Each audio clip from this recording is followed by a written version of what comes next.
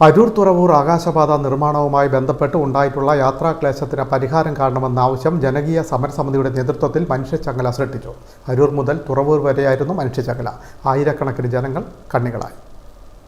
അരൂർ തുറവൂർ ആകാശപാത നിർമ്മാണവുമായി ബന്ധപ്പെട്ട് മാസങ്ങളായി ജനങ്ങൾ അനുഭവിക്കുന്ന ദുരിതത്തിന് പരിഹാരം കാണാത്തതിൽ പ്രതിഷേധിച്ചാണ് ജനകീയ സമരസമിതിയുടെ നേതൃത്വത്തിൽ മനുഷ്യച്ചങ്ങല സൃഷ്ടിച്ചത്. അരൂർ മുതൽ തുറവൂർ വരെയുള്ള 12 കിലോമീറ്റർ ദൂരത്തിൽ ഒരുക്കിയ മനുഷ്യച്ചങ്ങലയിൽ സ്ത്രീകളടക്കം ആയിരക്കണക്കിന് ആളുകൾ കണ്ണികളായി.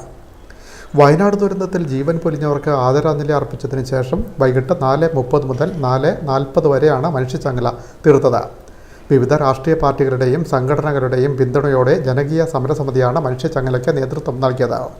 മാസങ്ങളായി ജനങ്ങൾ അനുഭവിക്കുന്ന യാത്രാക്ലേശം ഉൾപ്പെടെയുള്ള പ്രയാസങ്ങൾക്ക് പരിഹാരം കാണാത്തതിലുള്ള പ്രതിഷേധമാണ് മനുഷ്യച്ചങ്ങലയിൽ നിറഞ്ഞത്. മനുഷ്യച്ചങ്ങല വമ്പിച്ച വിജയമാക്കിയ ജനങ്ങൾക്ക് അരൂർ തുറവൂർ ജനകീയ സമരസമിതി ചെയർമാൻ ജയർ അജിത്തും കൺവീനർ ഫാദർ ജോസഫ് കരുത്തോടത്തും നന്ദി പറഞ്ഞു.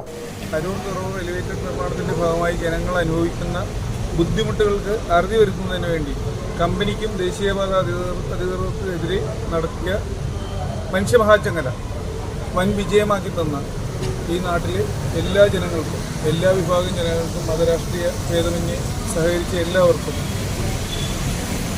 അരൂർ തുറവൂർ ജനകീയ സമിതിയുടെ പേരിലും എൻ്റെ വ്യക്തിപരമായ പേരിലും ഞാൻ നന്ദി അറിയിക്കുകയാണ്.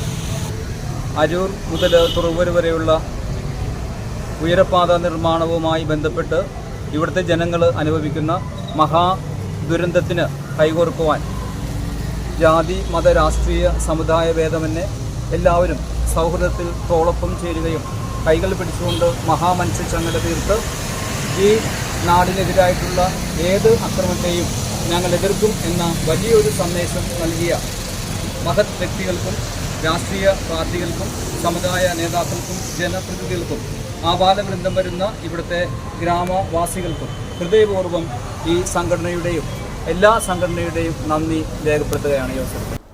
പിൻമീഡിയ ചേർത്തല.